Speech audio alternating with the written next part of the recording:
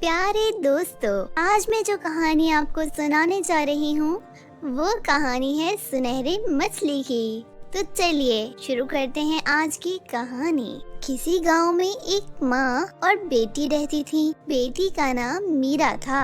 मीरा बचपन से ही बिना पिता के पली बढ़ी थी। उसकी माँ और बाप दोनों ही उसकी माँ ही थी। ऐसे ही दिन बीत रहे थे। कुछ दिन बीतने के बाद मीरा की माँ की तबीयत खराब हो जाती है, जिसके इलाज के लिए उनके पास पैसे नहीं थे। इसीलिए मीरा मछेरों के साथ जाकर मछलियाँ पकड़कर उन्हें बाजार ले जाकर बेचती है और जो पैसे मिलते हैं उससे अपनी माँ का इलाज करवाती है। एक दिन हमेशा की तरह मीरा मछलियाँ बेचने के लिए बाजार जाने लगती है तो उसकी माँ कहती है, बेटा मीरा, शाम होने से पहले पहले घर लौट आना और अपना ख्याल रखना। आज अगर मुझे ये बीमारी न होती तो बेटा मैं तुम्हें कभी भी काम न करने देती। माँ, आप परेशान मत हो, ऊपर वाले पर भरोसा रखो, आप बहुत जल्द ठीक हो जाओगी। माँ से बात करने के बाद मीरा समुद्र के किनारे मछली पकड़ने चली जाती है।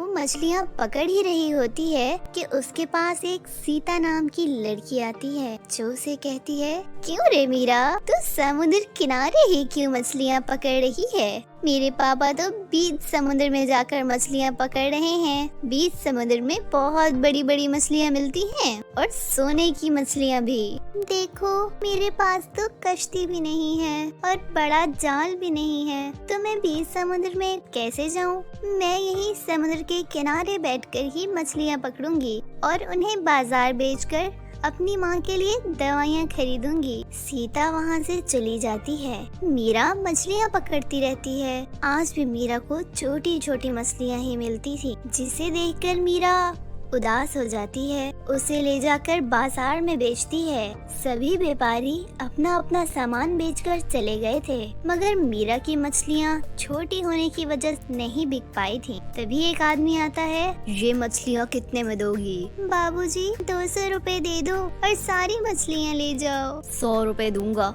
अगर देना है तो दो, वरना मैं भी जा रहा हूँ। तुम्हारी ये मछलियाँ किसी ने भी नहीं लेनी है। अच्छा ठीक है, आप 100 रुपए ही दे दीजिए। मीरा 100 रुपए ले लेती है और कहती है, मैं इन पैसों से माँ की दवाइयाँ खरीदूंगी और कुछ सब्जी ले जाकर खाने का बंदोबस्त करूंगी। मीरा जा ही रही होती है, तभी रास्ते में उसे एक भिखारी मिलता है। बेटी, कुछ खाने को ही दे दो, मुझे बहुत भूख लगी है, पर वाला तुम्हारी मदद करेगा बेटी। मीरा को उस भिखारी पर बहुत तरस आता है और मीरा कुछ फल खरीद कर उस भिखारी को दे देती है। ऊपर वाला तुम भला करे, बेटी मुझे गली के उस कोने पर छोड़ दो, मुझे तो वहाँ तक जाते जाते शाम हो जानी है, तो आंखों से अंधा हूँ, ऊपर से काली रात भी आने वाली है। मीरा उस भिखारी को गली के उस पार छोड़ने जाती है।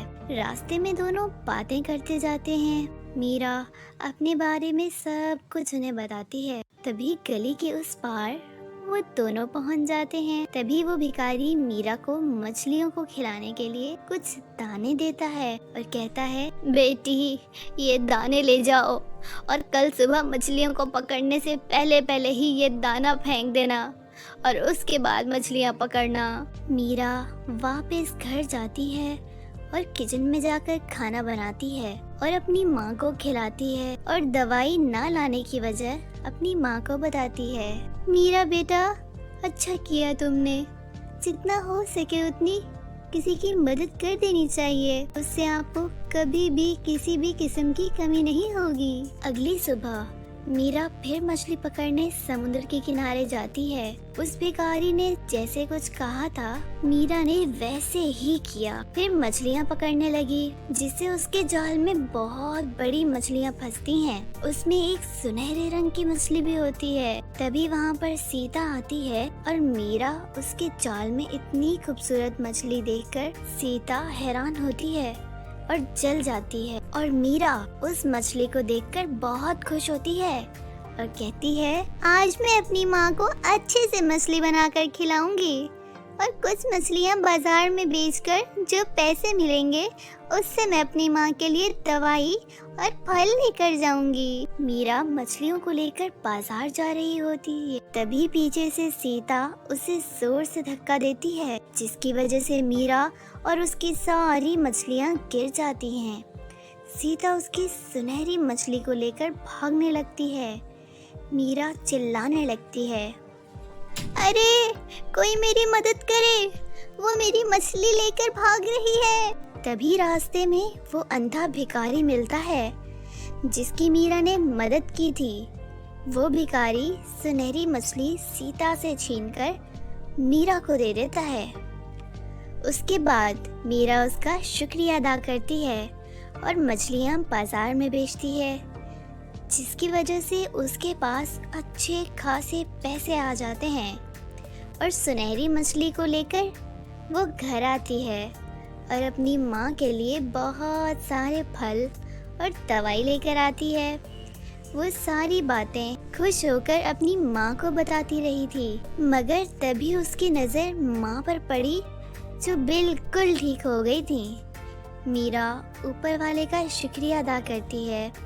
उसके बाद वो उस सुनहरी मछली को काटने लगती है, मगर उस मछली को जैसे ही काटती है तो उसमें से बहुत सारे हीरे निकलते हैं, जिसे देखकर दोनों माँ बेटी खुश हो जाते हैं। उसके बाद तो उनके दिन ही बदल गए। उन हीरों को बेचकर माँ बेटी ने एक बहुत बड़ा घर खरीदा और एक बहुत बड़ी दुकान भी, और फिर दोनों सुखी सुखी रहने लगती हैं। वो दोनों माँ और बेटी गरीब लोगों की मदद करने लगी। उसके बाद मीरा उस भिखारी को बहुत ढूंढती है कि शायद वो ऊपर वाले का भेजा हुआ कोई फरिश्ता ही था जिन्होंने हमारी मदद की। तो प्यारे दोस्तों, देखा आपने, किसी के बुरे वक्त में काम आओ तो ऊपर वाला आप पर बुरा वक्त नहीं आने देता। अगर आपको हमारी कहानी पसंद आई हो तो लाइक और कमेंट ज़रूर कीजिएगा। तो मिलते हैं नेक्स्ट स्टोरी में।